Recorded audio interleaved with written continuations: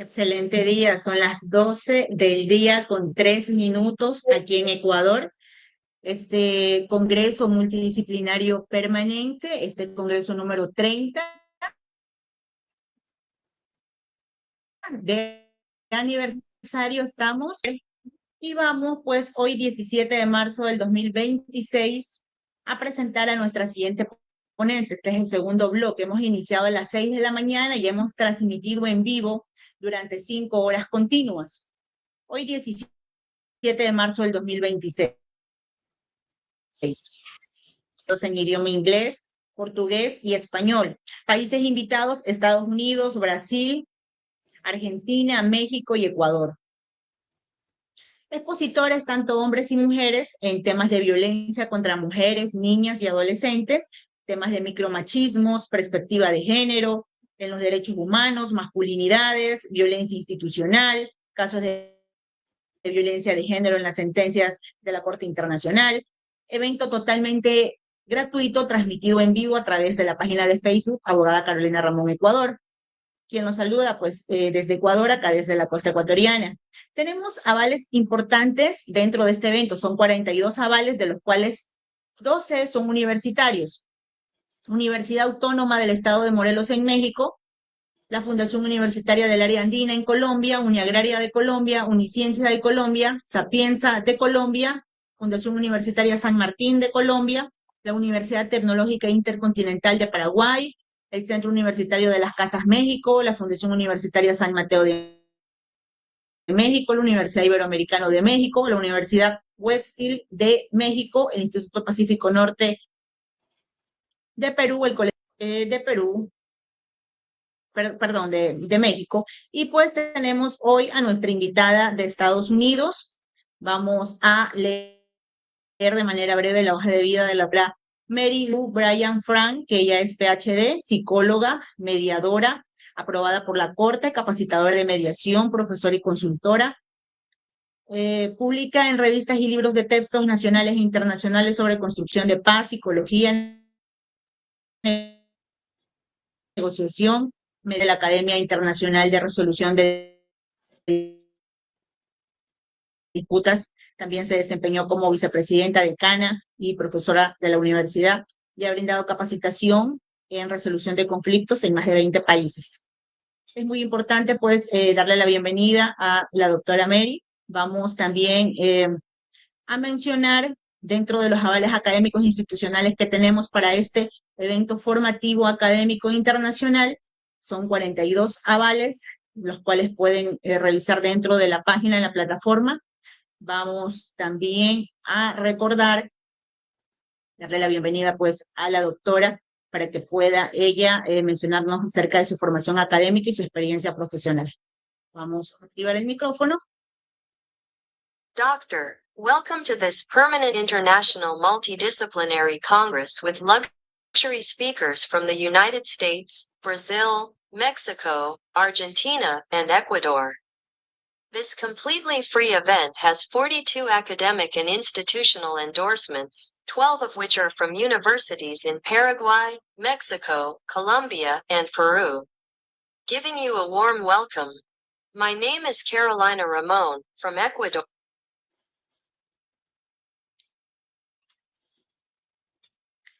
También mencionar que dentro de este evento formativo vamos a solicitarle a la doctora que pueda también ayudarnos mencionando acerca de su formación académica y también su experiencia profesional dentro del mismo evento formativo, donde ya hemos tenido algunos representantes de distintos países desde las 6 de la mañana aquí, pues en Ecuador, siendo las 8 de la mañana ya en Brasil y Argentina también, que ya nos acompañó.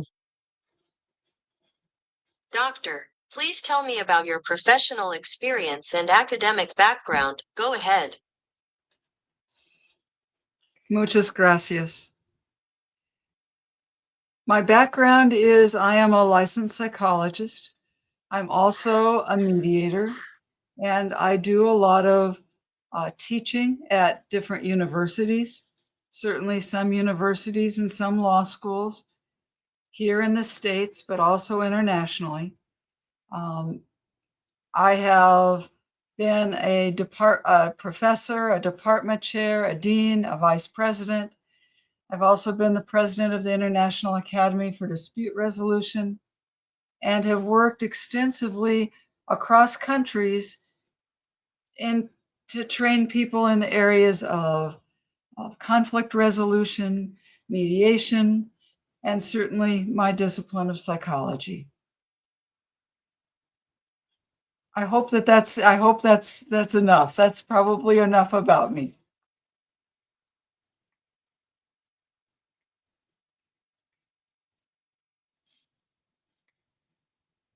Thank you very much, Doctor. You have an hour for your lecture. Go ahead.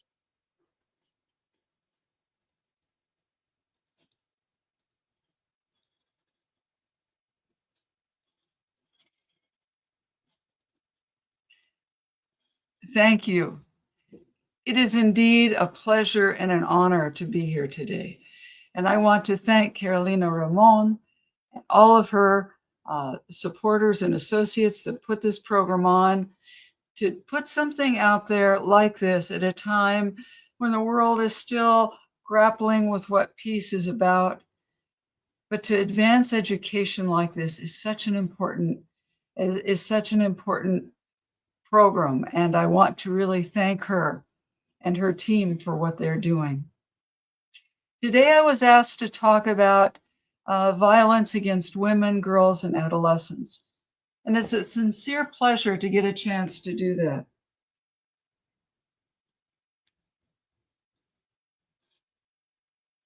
Can we advance the next slide, please?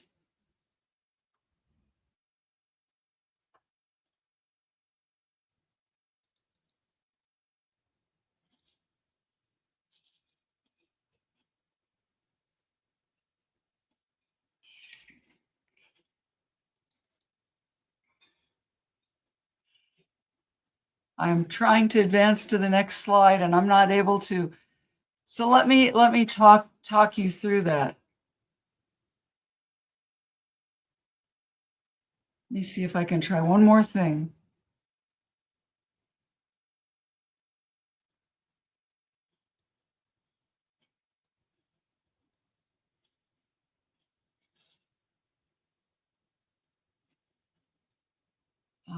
It's just not working.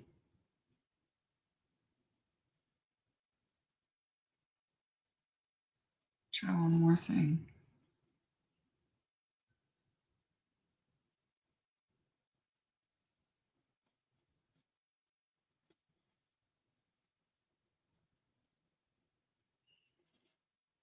I'm not able to do that. So let me go ahead and just talk you through.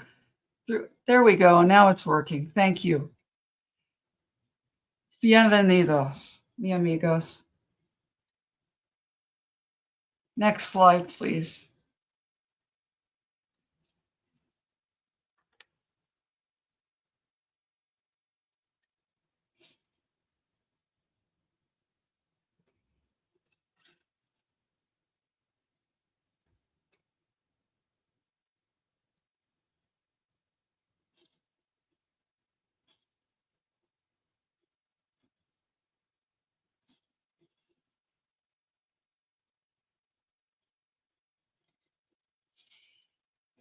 What I'd like to talk with you about today, if we could get the next slide, if not. National Women's Day 2026. Let's talk about the numbers. What is going on in terms of gender-based violence? What is being done or not done internationally? And what can each one of us do? And that's what I want to talk with you about today.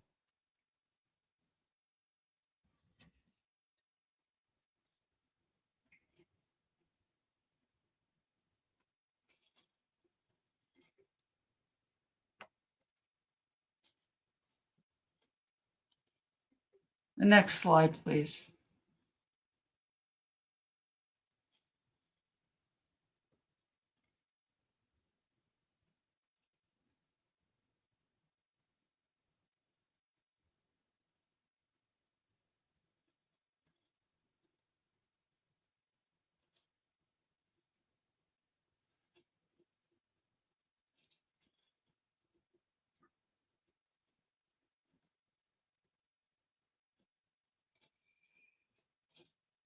Since you are sharing your screen, you must change slides by clicking. Oh, I'm trying to click. It's just not working. I'm sorry. For some reason, the clicking is not working.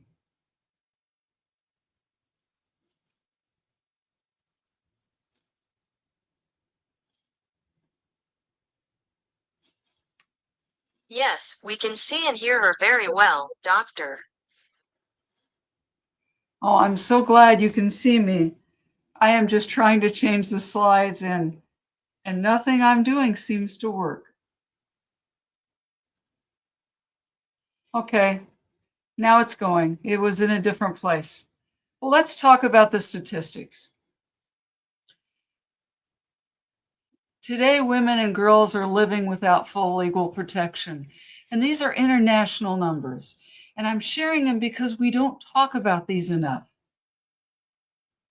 54% of countries lack any content-based definitions of rape.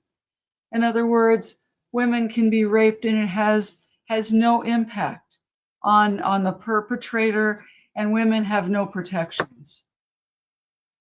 44% of countries, which is a lot less than half of the countries, do not have laws that guarantee equal pay for equal work.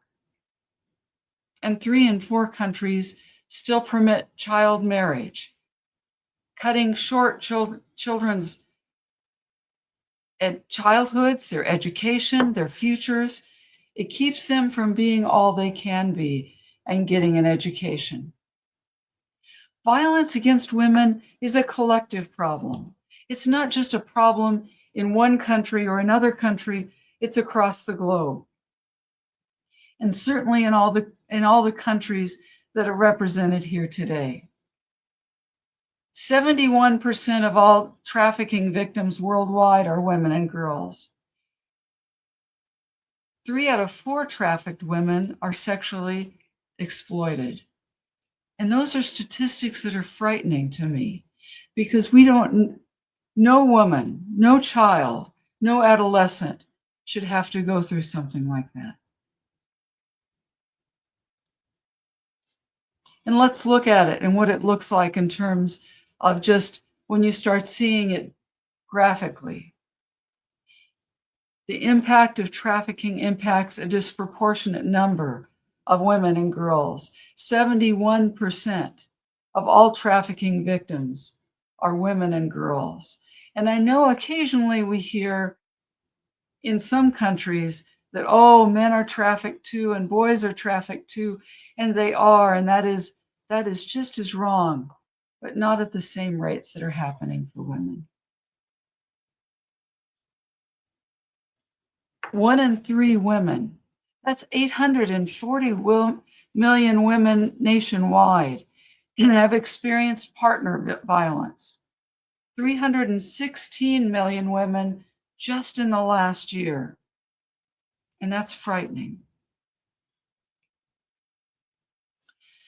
The World Health Organization underscores this reality.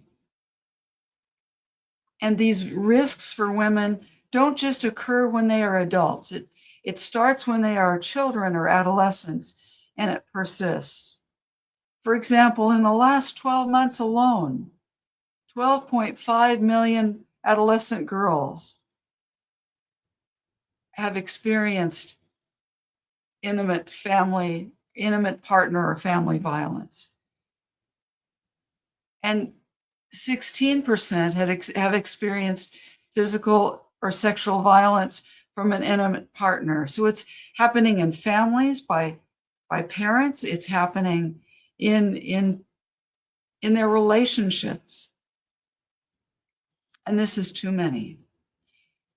And the reality is every 10 minutes around the globe, a woman is killed by an intimate partner or a family member. Globally, the estimated number of women victims of homicide is almost 30%. And gender inequality increases the risk of perpetuating sexual and intimate partner violence. What really concerns me, though, isn't just the number of women that are being exploited and victimized, but it's because the majority of survivors of these terribly violent acts don't ever disclose what happened or seek any kind of help or medical help or any psychological help for what has happened to them. 55 to 99% of people never tell anyone. So this violence, this gender-based violence, is much worse than what we've ever anticipated. And it knows no boundaries. It also is occurring through our cell phones, through our computers, and women are being targeted, and many of them end up being sexually exploited as well through that means of through technology. Studies by the United Nations Women show that almost half of the women, half of all of us that are out there, have experienced some form of digital abuse or harassment. And even worse, some studies show that 85% of us have witnessed this happening to other women, adolescents, and girls. If we focus just on adolescent girls, they're even more at risk of intimate partner violence than are women. In the past year alone, almost 1 in 6 adolescent girls who's aged 15 to 19 who have already been in a relationship have experienced some kind of physical or sexual assault. That's an incredible number. 1 in 6. And yet, many of those we know haven't even reported it. They haven't told their parents. They haven't told any kind of healthcare professional. They haven't told any counselor or psychologist. They're suffering alone, and nobody is helping them or helping to stop what's going on.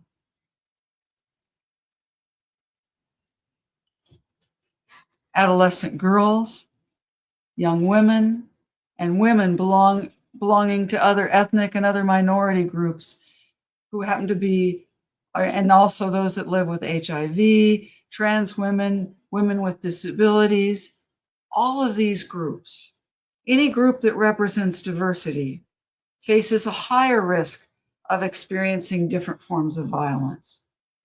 And that includes children, who are often the victims who have no one to speak up for them. True with these other groups as well.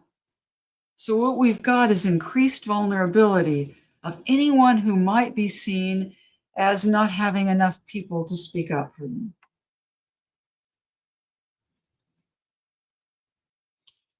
And a lot of people aren't even watching. When we look at other parts of the globe and you look at the Congo and Uganda and other countries in Africa, and I just got back from a conference where I was speaking and also providing a tournament for law students to learn about mediation and how to make peace. I talked with women there, and there are a lot of people who are continuing to struggle, where in some countries, half of the girls are being raped or sexually exploited. That's overwhelming. When 1 out of every 2 young girls is experiencing sexual violence, we have a serious problem. 100% of the 51 countries represented by conflict. So of all the countries in the world that are at war, and we know that there is far more of this going on than any of us have ever wanted. There's always an increase of sexual violence against women and girls during that period, but especially it's happening to adolescents. and funding just isn't there.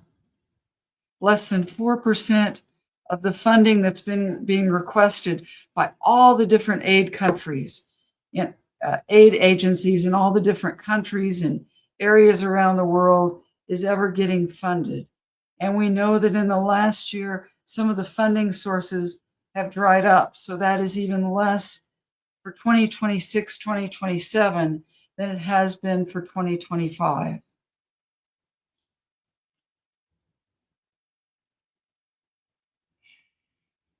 And the impact on adolescents and children is even more than what these terrible statistics would show us, because it affects their education and their ability to stay in school.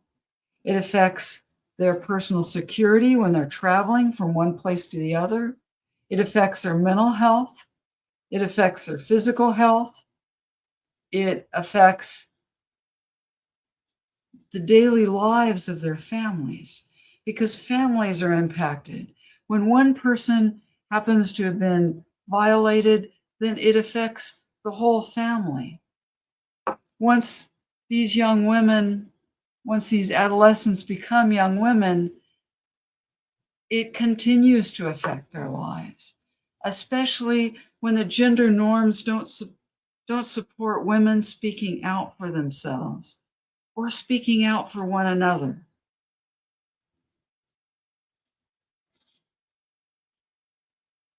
So what we see is a pattern of justice being denied. We know that women have only 64% of the legal rights that men have.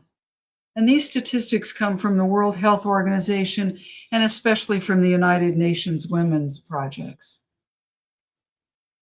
In nearly 70% of all the countries they surveyed, women face more barriers accessing justice than men do.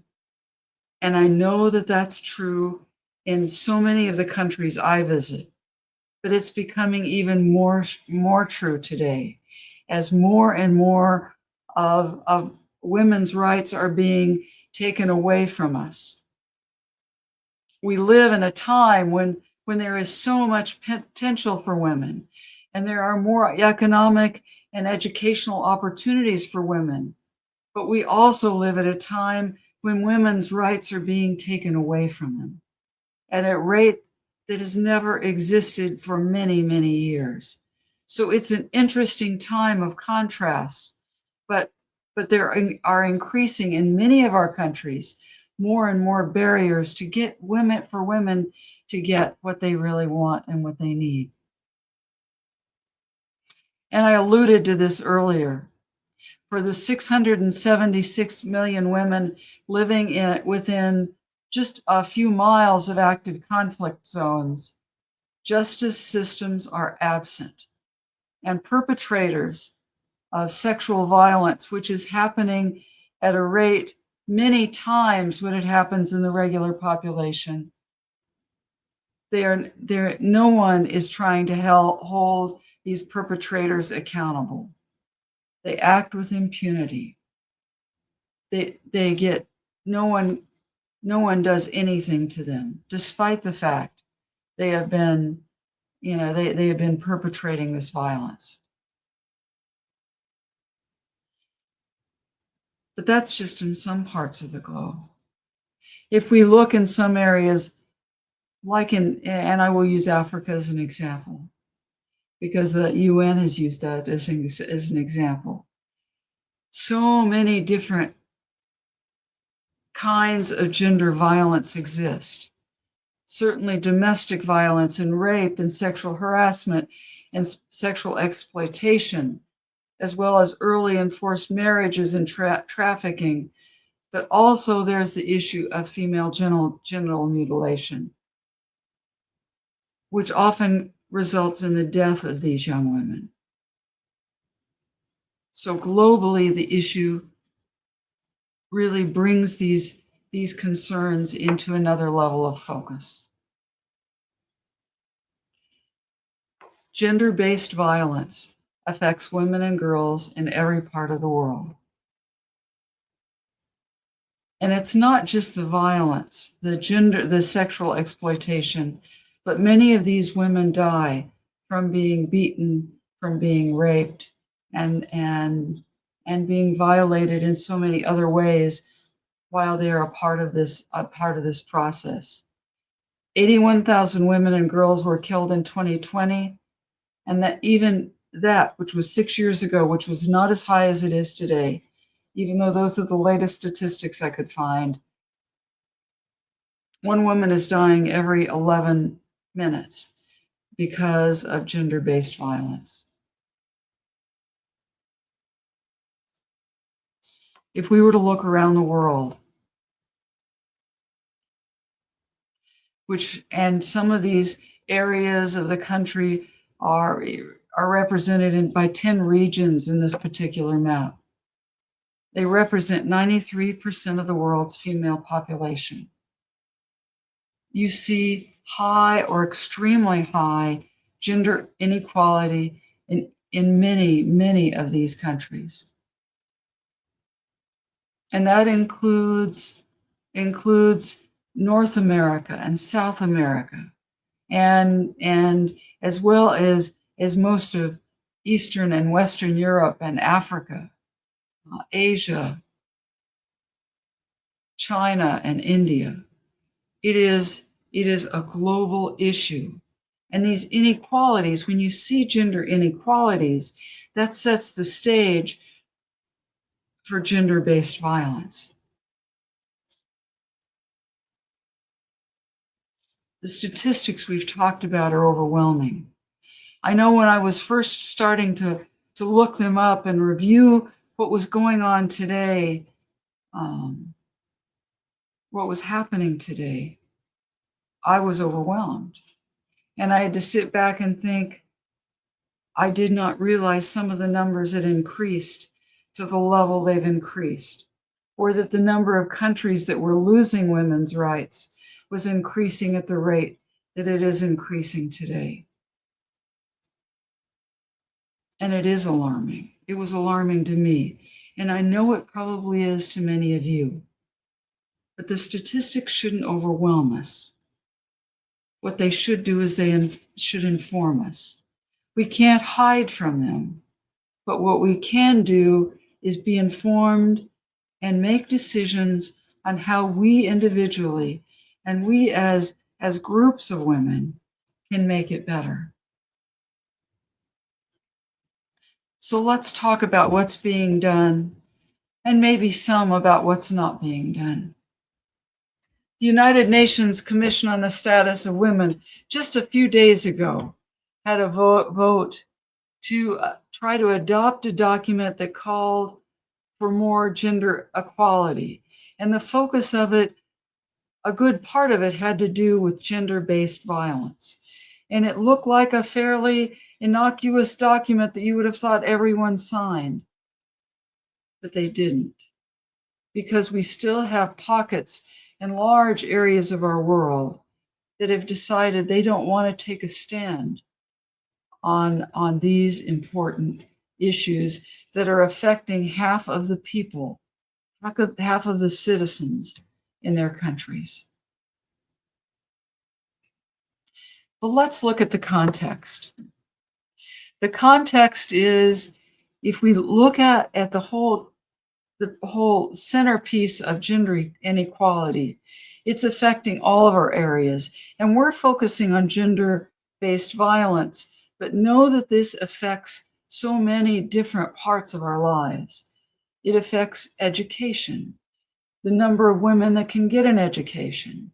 And there are times I am contacted by women in different parts of the world, especially through social media, but through other means as well, asking me, is there anything I can do to help them have access to education? Or they are trying to help other people, help other women get a chance to read in their countries. And is there some way I can be supportive, or they can get support from other agencies? There are issues with employment.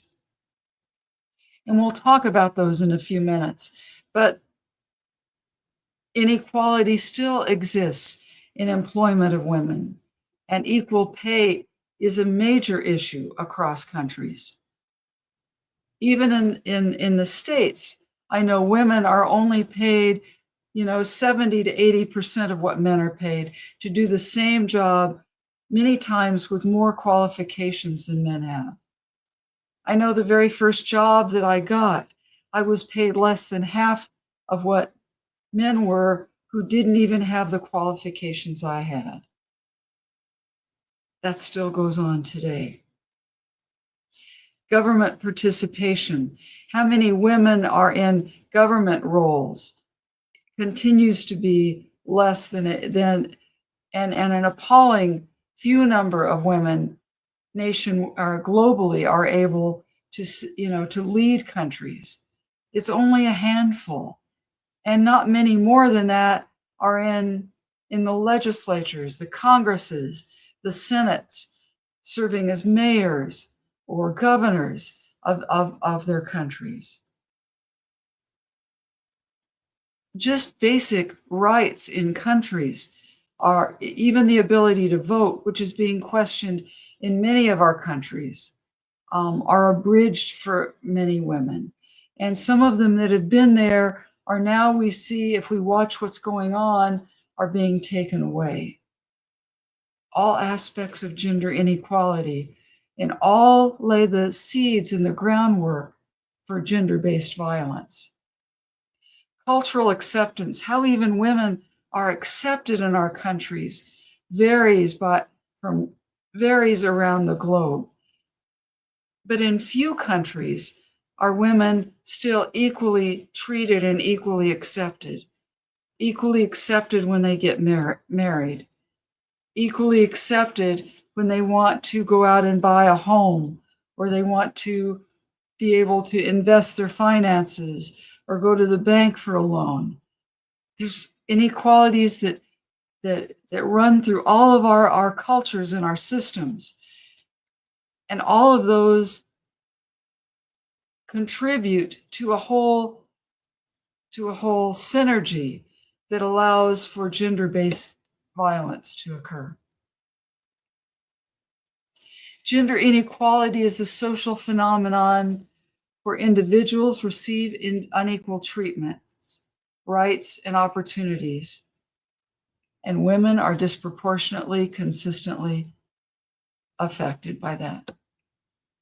And it's rooted in our cultures, in every one of our countries and across the globe, that there is a system of patriarchy.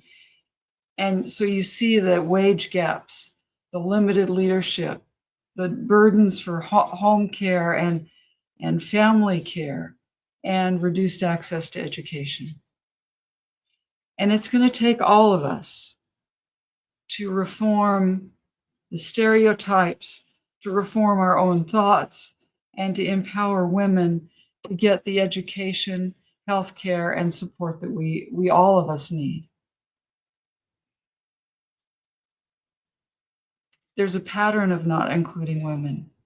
It's a part of all of our history. And I'm going to share a couple pieces of information in slides that affect an area that I work in, and that is in the area of mediation and peacekeeping. If you look at this table, and I could show you every negotiation or mediation table where we are mediating or negotiating for peace agreements, this is what they all look like. Only 14 to 13% of women are ever at the table, and generally they are not the main players. In major peace agreements, only 7% of women were signers. And in just this last year, 2/3 of mediation efforts don't ever even include women. And the women that are included in that 1/3 are often in secretarial roles, or roles where they are taping certain things, or going back and forth between groups to carry information. They are not hardly ever taking the lead in those. And yet I want you to know the research in that area is just as compelling. It indicates that women, while they aren't involved, when they aren't involved, the peace isn't lasting. Agreements tend to fail because they aren't including issues like that have anything to do with gender. And they're not including anything that has to do with protecting women from conflict-related sexual violence. We're not stopping the violence that's going on in these wars because women aren't at the table. And no one else thinks to mention what's going on with children, adolescents, women, and families. And even the peace agreements themselves, only 20% contain references to women, girls, and gender. Only in 6% of them is there any provision that addresses the violence that's going on against women in those conflicts. Only 6%. So it happens everywhere. Another area where you see this disparity is the economic impact. And I'm framing this for you a little differently because I want you to see that if we were to make changes, no one loses. If women have a chance to be protected from gender-based violence, and we address some of these gender disparities, countries will make more money because women working and women having opportunities to be treated equally pays a positive economic benefit to everyone. And you can see how $12 trillion would have been added to 2025 if all countries matched their progress toward gender parity that exists in just a few countries. And I can say this by talking to all of you as well as representing my country. Our countries aren't one of those that have gender parity. Our countries would be wealthier if they would just treat women more equitably. And that includes addressing the gender-based violence. Now, the World Health Organization has put together a program called Respect, where they talk about what we can do to really do this. And it has to do with strengthening relationships, empowering women, making sure women get all the services they need, reducing poverty, making sure environments are safe, making sure that children and adolescents are no longer being abused, and transforming the attitudes, beliefs, and norms about women that are leaving them so vulnerable to violence. And this is an incredible agenda. Now, their budget, the World Health Organization's budget, is being cut this year because there's not enough money to fund it. So I don't know how much all of these initiatives are going to get funded. But what is hopeful is that someone is starting to talk about it. Despite the evidence of effective strategies, we continue to have problems in getting the funding for these projects that would help women and girls. In 2022, only 2% of global development aid was allocated to funds like this.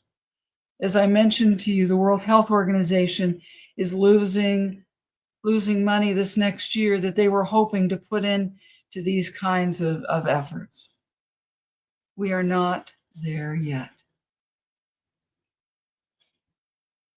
And there continues to be gender backlash that's being used to erase the rights that many of us still have.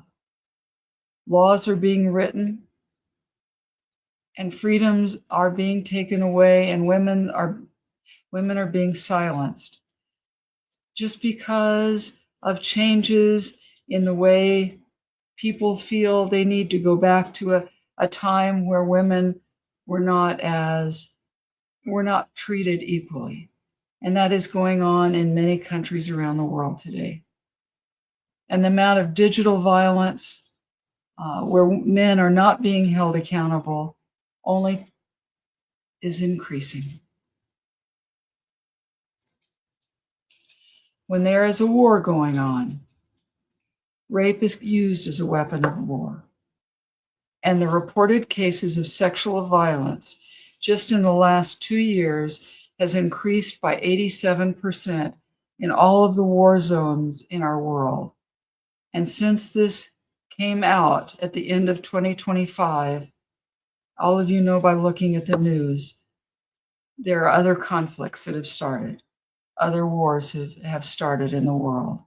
And we know the sexual violence has only increased in those areas.